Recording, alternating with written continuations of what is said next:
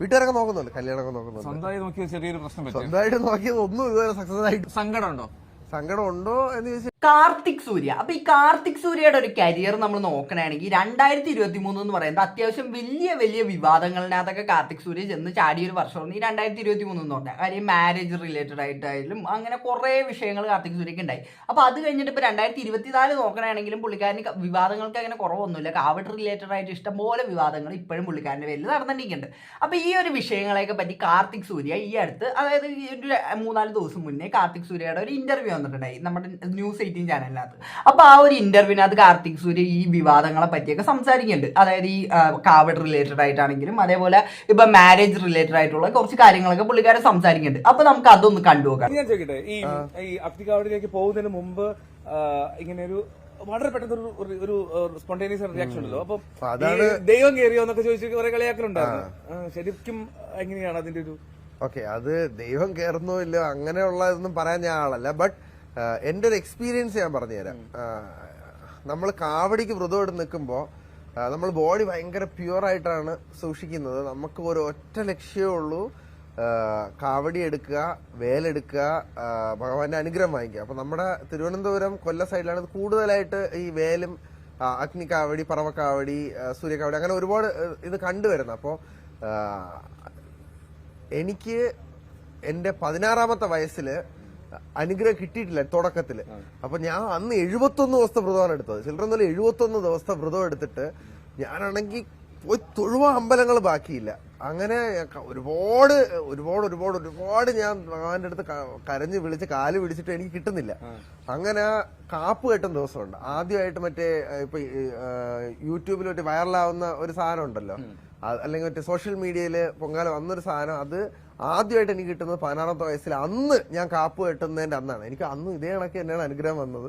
അതിപ്പോ പുതിയതായിട്ട് വന്നൊരു സാധനമല്ല. ഓക്കെ, അപ്പൊ കാർത്തിക് സൂര്യ ഇവിടെ പറയുന്ന ഒരു കാര്യം എന്ന് പറഞ്ഞു കഴിഞ്ഞാൽ, അതായത് ഫസ്റ്റ് പുള്ളിക്കാരൻ ഈ ഒരു കോൺട്രവേഴ്സി കാവഡ് റിലേറ്റഡ് ആയിട്ടുള്ള തുടങ്ങിയ ആ ഒരു സമയത്ത് ഫസ്റ്റ് വന്നതെന്ന് പറഞ്ഞാൽ ഈ കാപ്പ് റിലേറ്റഡ് ആയിട്ട് പുള്ളിക്കാരൻ ഇട്ട ആ ഒരു വീഡിയോനകത്ത് പുള്ളി ഇങ്ങനെ ഭയങ്കര ഇങ്ങനെ വിറക്കുന്ന രീതിക്കൊക്കെ ഒരു സംഭവം ഉണ്ടായി. അപ്പൊ അതൊക്കെ കണ്ടപ്പോഴത്തേക്കും കുറെ പേരൊക്കെ പറഞ്ഞു കാന്താരയാണോ മറ്റതാണോ എന്നൊക്കെ ചോദിച്ചു കുറെ ഇഷ്ടം പോലെ ബുള്ളിങ്ങും അതേപോലെ കോൺട്രവേഴ്സികളും കാര്യങ്ങളൊക്കെ അതിനകത്തുണ്ടായി. പുള്ളിക്കാരൻ അഭിനയിക്കണതാണെന്നൊക്കെ പറഞ്ഞിട്ട് കുറെ പേരൊക്കെ പറയുന്നുണ്ടായി.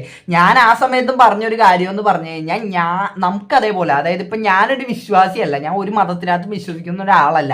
അതുകൊണ്ട് തന്നെ എനിക്ക് അതിനകത്തൊരു എക്സ്പീരിയൻസ് ഇല്ല. ഈ വിമർശിക്കുന്ന പലർക്കും ഇതിനകത്തൊരു എക്സ്പീരിയൻസ് ഉണ്ടാവില്ല ഈ ഒരു സംഭവത്തിനകത്ത്. അപ്പൊ അങ്ങനെ എക്സ്പീരിയൻസ് ചെയ്യാത്ത ഒരാള്, അതായത് എക്സ്പീരിയൻസ് ചെയ്യാത്ത നമ്മൾ ഇരുന്നിട്ട് പുള്ളിക്കാരനെ ഇങ്ങനെ വിമർശിക്കണാണ്. അതെ, പുള്ളി ചെയ്യുന്നതൊക്കെ കള്ളമാണ്, അങ്ങനെയൊന്നും വരൂല, അതൊക്കെ വെറുതെ അഭിനയമാണെന്നൊക്കെ നമ്മളിരുന്ന് പറയണതിൽ വല്ല അർത്ഥം ഉണ്ടാ?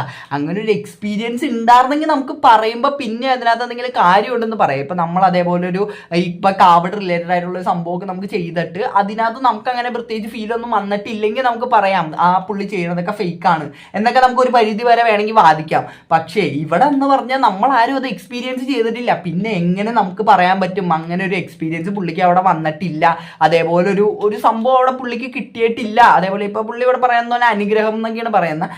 അപ്പൊ പുള്ളി പറയുന്നത് എന്ന് പറഞ്ഞാൽ പുള്ളിയുടെ ഒരു വിശ്വാസത്തിനകത്തുള്ളതാ. അപ്പൊ അങ്ങനെ ഒരു അനുഗ്രഹം പുള്ളിക്ക് അവിടെ കിട്ടിയിട്ടില്ല എന്ന് എക്സ്പീരിയൻസ് ചെയ്യാത്ത എങ്ങനെ നമുക്ക് പറയാൻ പറ്റും?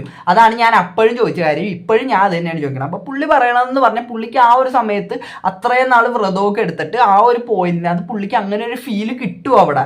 അത് പുള്ളിക്ക് അങ്ങനെ പുതിയതായിട്ട് വന്നതല്ല. 16ാം വയസ്സ് തുടങ്ങി പുള്ളിക്ക് ഈ ഒരു സംഭവം അന്നേ കിട്ടിയിട്ടുള്ളതാണ്. അപ്പൊ ഇത് ഫസ്റ്റ് ആയിട്ട് കിട്ടുന്ന ഒരു കാര്യമല്ല എന്നാണ് ഇവിടെ കാർത്തിക് സൂര്യ പറഞ്ഞത്. ഞാൻ അതിനോട് യോജിക്കുന്നത് തന്നെയുണ്ട്. കാര്യം അത് പുള്ളിക്കാരൻ്റെ എക്സ്പീരിയൻസ് ആണ്. നമ്മൾ അത് എക്സ്പീരിയൻസ് ചെയ്യാത്തതുകൊണ്ട് നമ്മൾ അതിനകത്ത് കിടന്ന് കൂടുതൽ പറഞ്ഞിട്ട് എന്നിട്ട് പ്രത്യേകിച്ച് കാര്യമില്ല എന്നാണ് എനിക്ക് തോന്നുന്നത്. നമുക്ക് ബാക്കി ഉണ്ടാക്കാം. നമ്മൾ ഒരുപാട് പ്രാർത്ഥിച്ചു കഴിയുമ്പോൾ അതൊരു പോയിന്റ് ഓഫ് ടൈമിൽ അത് തന്നെത്താനെ വരുന്നതാണ്. അത് എങ്ങനെ വരുന്നു, എവിടെ നിന്ന് വരുന്നു, അതൊന്നും എനിക്കറിയാം, ടെക്നിക്കായിട്ട് പറഞ്ഞു തരാൻ ഞാൻ ആളുമല്ല. ബട്ട് അത് വരുന്ന സമയത്ത് ഭയങ്കര മെന്റൽ പീസ്, നമുക്ക് എന്തെന്നില്ലാത്ത ഒരു ആനന്ദമൊക്കെയാണ് കിട്ടുന്നത്. അത് എക്സ്പീരിയൻസ് ചെയ്യാത്ത ഒരാളുടെ അടുത്ത് ഞാൻ മനസ്സിലാക്കിയ കാര്യമാണ്. എത്ര എക്സ്പ്ലെയിൻ ചെയ്താൽ അവർക്കത് മനസ്സിലാവില്ല. അല്ല, കൺവിൻസ് അല്ല, അവർക്കത് മനസ്സിലാവില്ല. ഓക്കെ, അവിടെ കാർത്തിക് സൂര്യ പറയുന്ന ആ ഒരു പോയിന്റ് തന്നെയാണ് എൻ്റെ പോയിന്റ്. കാര്യം നമ്മളെല്ലാം ഈ കിടന്ന് ഇപ്പൊ എന്തൊക്കെ പറഞ്ഞാലും നമ്മൾ ഇപ്പൊ ഒരു കാര്യം എക്സ്പീരിയൻസ് ചെയ്യാണ്ട് അതിപ്പോ പുള്ളി പറഞ്ഞ ഇത് കണ്ട, അപ്പൊ അത് ഒരാൾക്ക് നമുക്ക് പറഞ്ഞു കൊടുക്കാൻ പറ്റില്ല ആ ഒരു ഫീലിങ്സ്. അങ്ങനെ നമ്മുടെ ജീവിതത്തിനകത്ത് നമുക്ക് പല ഫീലിങ്സ് ഉണ്ടാവും. അതായത് ഒരാൾക്ക് നമുക്ക് എക്സ്പ്ലെയിൻ ചെയ്ത് കൊടുക്കാൻ പറ്റാത്ത ഫീലിംഗ്, അതേപോലെ ഫീലിംഗ് ആയിട്ട് തന്നെയാണ് എനിക്ക് ആ ഒരു സംഭവം ആ ഒരു പർട്ടിക്കുലർ സമയത്ത് വന്ന ആ ഒരു സംഭവത്തിനകത്ത് എനിക്ക് അന്ന് തോന്നിയത്. ഇപ്പോഴും എനിക്ക് അത് തന്നെയാണ് എടുക്കുന്ന അല്ലെങ്കിൽ വ്രതം എടുത്ത് ഇതിനു വേണ്ടിയിട്ട് അനുഷ്ഠിക്കുന്ന എല്ലാവർക്കും വരുന്ന ഒരു കാര്യമാണ് അനുഗ്രഹം വരുന്നത്. അപ്പൊ അതാണ് ഒരു ക്ലിപ്പ് നേരെ ഇന്റർനെറ്റിൽ കയറി ഒരു പോക്കായിരുന്നു. ഞാൻ സോഷ്യൽ മീഡിയയിൽ നിന്ന് കംപ്ലീറ്റ് ആയിട്ട് മാറി നിന്നതുകൊണ്ട് ഞാൻ അന്നേരം അതൊന്നും കണ്ടില്ല. എങ്ങനെ പറയുന്നുണ്ടായിരുന്ന ആൾക്കാര് അളിയാ നീ ഏറില് പറഞ്ഞാണാടാ ഒരു വഴി കൂടെ പൊക്കോളൂ എന്ന് ഞാൻ പറഞ്ഞോളൂ. ഓക്കെ, അപ്പൊ ഇവിടെ കാർത്തിക് സൂര്യ പറയുന്നതിനകത്ത് എനിക്കൊരു പോയിന്റ് തോന്നിയൊരു കാര്യം എന്ന് പറഞ്ഞാൽ ഇത് എടുക്കുന്നതിൽ ഭൂരിഭാഗം പേർക്കും ഇങ്ങനത്തെ ഒരു എക്സ്പീരിയൻസ് വരുന്നുണ്ട്. ഇപ്പൊ ഈ കാവഡ് റിലേറ്റഡ് ആയിട്ടുള്ള സംഭവമൊക്കെ ചെയ്യുന്നവർക്ക് ഈ ഒരു സംഭവം വരുന്നുണ്ട്. അപ്പൊ നമുക്ക് അത് ഇപ്പൊ ചില അപൂർവം പേർക്കായിരിക്കാം ഈ ഒരു സംഭവം വരാത്തത്. കാര്യം ഇത് പോയവര് ഭൂരിഭാഗം പറയണതെന്ന് പറഞ്ഞാൽ അങ്ങനെ ഒരു ഫീലിംഗ് ഞങ്ങൾക്ക് അവിടെ വന്നിട്ടുണ്ട് എന്നാണ് പറയുന്നത്. അപ്പൊ അങ്ങനെ ഒരു സംഭവത്തിന് നമുക്ക് എങ്ങനെയാണ് ഫേക്ക് ആണെന്ന് പറയാൻ പറ്റണേന്നും എനിക്ക് മനസ്സിലാവുള്ള. പിന്നെ കാർത്തിക് സൂര്യ പറയുന്നുണ്ട് പുള്ളി ആ ഒരു സമയത്തൊക്കെ സോഷ്യൽ മീഡിയയിൽ നിന്ന് ഫുള്ള് വിട്ട് നിൽക്കുകയായിരുന്നു. അതൊരു നല്ലൊരു കാര്യമായിട്ട്. കാര്യം ഇത്രയും ബുള്ളിങ്ങും അതേപോലെ ഇത്രയും അറ്റാക്ക് നമുക്ക് സോഷ്യൽ മീഡിയയിൽ നിന്ന് കിട്ടുമ്പോഴത്തേക്കും അതിനകത്തേക്ക് അധികം തിരിഞ്ഞു നോക്കാണ്ടിരിക്കുന്നത് തന്നെ നല്ലത്. അത് ഒരു പരിധി വരെ നമുക്ക് നിൽക്കാൻ പറ്റും. പക്ഷെ പുള്ളി ഒരു വ്ളോഗറൊക്കെ ആയതുകൊണ്ട് എത്രത്തോളം അതിനകത്ത് പുള്ളി പറഞ്ഞതെന്ന് പറഞ്ഞാൽ ഫുള്ളായിട്ട് മാറിയിരിക്കണായിരുന്നു. അതെന്തായാലും വളരെ നല്ല കാര്യം തന്നെ എനിക്ക് പറയാനുള്ളൂ. അല്ലെങ്കിൽ നമ്മുടെ മെന്റൽ ഹെൽത്ത് വെറുതെ പാഴായി പോകും. അപ്പം ബാക്കി അതെ, കാരണം ഞാൻ ഇത് ഇടയ്ക്ക് പറഞ്ഞേ ഉള്ളൂ, അമ്മയെ തല്ലിയാലും 2 വർഷം പറയുന്ന ആൾക്കാരുള്ള നാടാണ്. അപ്പോ എന്ത് ചെയ്താലും അതിന് വിമർശനം വരും. പക്ഷെ വിമർശനങ്ങളെ പേടിച്ച് നമ്മൾ നമുക്ക് ഇഷ്ടമുള്ള കാര്യങ്ങൾ ചെയ്യാതിരിക്കുകയാണെങ്കിൽ നമ്മൾ ആരെ കാണിക്കാൻ വേണ്ടിയാണ് ജീവിക്കുന്നത്? നമ്മൾ നമുക്ക് വേണ്ടിയല്ലേ ജീവിക്കുന്നത്? നമ്മളെ ഇഷ്ടപ്പെടുന്നവർക്ക് വേണ്ടി, നമ്മുടെ കൂടെ നിൽക്കുന്നവർക്ക് വേണ്ടി. അപ്പൊ അതിനാരെയും ബോധിപ്പിക്കേണ്ട ഒരു കാര്യമില്ല. അത്രേ ഉള്ളൂ. നമ്മൾ എന്ത് ചെയ്താലും അത് ആരെയും ബോധിപ്പിക്കാൻ വേണ്ടിയിട്ട് നമ്മൾ ചെയ്യാൻ നിന്ന് കഴിഞ്ഞാൽ നമുക്ക് അതിന് മാത്രം നേരം ഉണ്ടാവുള്ളൂ. കാര്യം പറയുന്നവർ അവിടെ കിടന്ന് പറഞ്ഞിട്ടിരിക്കും. അതിപ്പോൾ നമ്മൾ എന്ത് ചെയ്താലും എത്ര നല്ലൊരു കാര്യം എന്ന് തോന്നുന്ന കാര്യം നമ്മൾ ചെയ്താലും ആൾക്കാർ പറഞ്ഞിട്ടിരിക്കും. ഇപ്പം നമ്മളൊരു ചാരിറ്റി ചെയ്യണമെന്ന് വിചാരിച്ചു, അപ്പോൾ ആൾക്കാർ പറയും അവൻ മറ്റേ ഫേമസ് ആവാൻ വേണ്ടിയിട്ട് വെറുതെ ഷോ ഓഫിന് വേണ്ടിയിട്ട് അവൻ ചെയ്യണമെന്ന് പറയും. നമ്മളിപ്പോൾ അതൊന്നും ചെയ്യാണ്ട് നമ്മൾ വല്ല ലക്ഷറി ആയിട്ടുള്ള വല്ല സാധനം മേടിച്ചു കഴിഞ്ഞാൽ അവർ ഈ പറഞ്ഞവർ തന്നെ വന്നിട്ട് പറയും വല്ല പാവങ്ങളെ സഹായിച്ചുകൂടെ എന്ന് വന്നിട്ട് പറയും. അപ്പോൾ ഇങ്ങനെയാണ് നമ്മൾ ബാക്കിയുള്ളവരെ ഇങ്ങനെ ബോധിപ്പിക്കാൻ നിന്ന് കഴിഞ്ഞാൽ നമുക്ക് അതിന് മാത്രം നേരം ഉണ്ടാവുള്ളൂ. ഇപ്പൊ കാർത്തിക് സൂര്യ ഇവിടെ ചെയ്തൊരു കാര്യം ഉണ്ടല്ലോ. കാര്യം പുള്ളിക്ക് ഇപ്പൊ കാവടി എടുക്കണോണ്ട് പുള്ളിക്ക് ഒരു സാറ്റിസ്ഫാക്ഷനും അതേപോലെ പുള്ളിക്ക് ഒരു സമാധാനവും അങ്ങനത്തെ കാര്യങ്ങളൊക്കെ പുള്ളിക്ക് കിട്ടും, സന്തോഷമൊക്കെ കിട്ടും. അപ്പൊ അതുകൊണ്ട് പുള്ളി അത് ചെയ്യുന്നു. അതിനകത്ത് എത്രത്തോളം റോങ് ഉണ്ട് ഇതുണ്ട് അതൊക്കെ വേറെ കാര്യം. അതായത് സെൽഫ് ഫാമിംഗ് ആയിട്ടുള്ള കാര്യമാണ്. അതിനെ ഞാൻ യോജിക്കുള്ള ഈ സെൽഫ് ഫാമിംഗ് ആയിട്ടുള്ള കാര്യങ്ങളോട്. പക്ഷെ എന്നാലും ആ ഒരു കാര്യത്തിൽ നിന്ന് അവർക്ക് ഒരു സാറ്റിസ്ഫാക്ഷനോ ഒരു സമാധാനവും ഒക്കെ കിട്ടുന്നുണ്ടെങ്കിൽ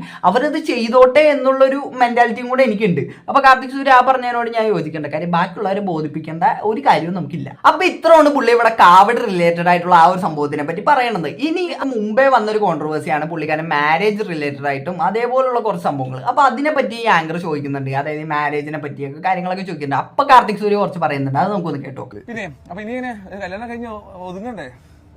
കല്യാണം കഴിഞ്ഞ് ഒതുങ്ങും എന്നുള്ളൊരു കോൺസെപ്റ്റിനോട് ഞാൻ യോജിക്കുന്നില്ല. പക്ഷെ കല്യാണം കഴിക്കണമെന്നുണ്ട്. അതിന്റെ സമയമാകുമ്പോൾ നടന്നോളും എന്നാണ് ഞാൻ വിശ്വസിക്കുന്നത്. വീട്ടുകാരൊക്കെ നോക്കുന്നുണ്ട്, കല്യാണമൊക്കെ നോക്കുന്നുണ്ട്. സ്വന്തമായി നോക്കിയ ചെറിയൊരു പ്രശ്നം, സ്വന്തമായിട്ട് നോക്കിയത് ഒന്നും ഇതുവരെ സക്സസ് ആയിട്ടില്ല. അതുകൊണ്ട് ഞാൻ ആ നോക്കുന്ന സംഭവം അങ്ങ് വിട്ട് ഇപ്പൊ നോക്കിയാണ്. എന്നിട്ട് നമുക്ക് പറ്റുന്നത് ദൈവം കൊണ്ട് തരും സമയമാകുമ്പോൾ, അത്രേ ഞാൻ ഇപ്പൊ കരുതുന്നുള്ളൂ. കാർത്തിക് സൂര്യ ഈ പറഞ്ഞൊരു കാര്യം എന്ന് പറഞ്ഞാൽ അത് ട്രൂലി പേഴ്സണൽ ആയിട്ടുള്ള ഒരു കാര്യമാണ്. അപ്പോൾ ഓരോരുത്തർക്കും ഓരോ രീതിക്കുള്ള ചിന്താഗതിയാക്കി മാരേജ് റിലേറ്റഡ് ആയിട്ടുള്ള കാര്യങ്ങളിനകത്തൊക്കെ ഉള്ളത്. ഇപ്പം ചിലർക്ക് എന്ന് പറഞ്ഞാൽ കല്യാണം വേണ്ട എന്ന് വിചാരിച്ചിരിക്കുന്നവരുണ്ടാവും. ചിലരെന്ന് പറഞ്ഞാൽ കല്യാണം കഴിക്കാൻ അറേഞ്ച്ഡ് മാരേജ് വേണമെന്ന് പറഞ്ഞിരിക്കുന്നവരാണ്. ചിലർ ലവ് മാരേജ് എന്ന് പറഞ്ഞിരിക്കുന്നത്. അപ്പോൾ ഈ കാർത്തിക് സൂര്യ ഇവിടെ പറയണമെന്ന് പറഞ്ഞാൽ പുള്ളി കുറേ നാൾ ഇപ്പം ഈ മാരേജ് ആണെങ്കിലും ആ പുള്ളി നോക്കി, പുള്ളി ഗേൾഫ്രണ്ട് അങ്ങനത്തെ രീതിക്കൊക്കെ പുള്ളിക്കാരൻ നോക്കി, അതൊന്നും ശരിയായില്ല.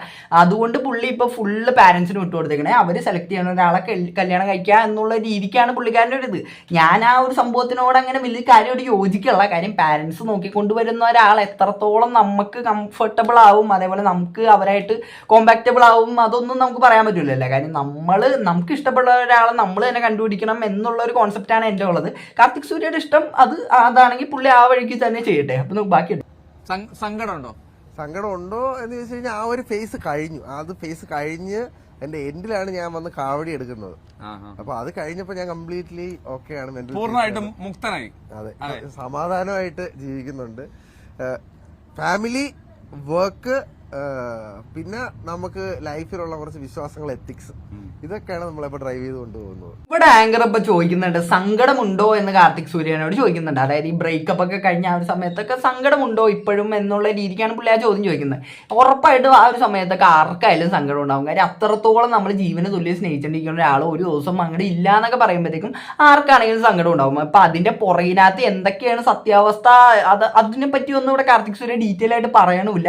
അതുകൊണ്ട് തന്നെ നമ്മൾ നമ്മൾ അതിനകത്ത് വെറുതെ ഊഹാപോഹങ്ങൾ ഇട്ട് പോകണ്ടെന്ന് തന്നെ എനിക്ക് തോന്നുന്നത്. കാര്യം അവരാരും ആ ഒരു സംഭവം പുറത്ത് പറഞ്ഞിട്ടില്ല.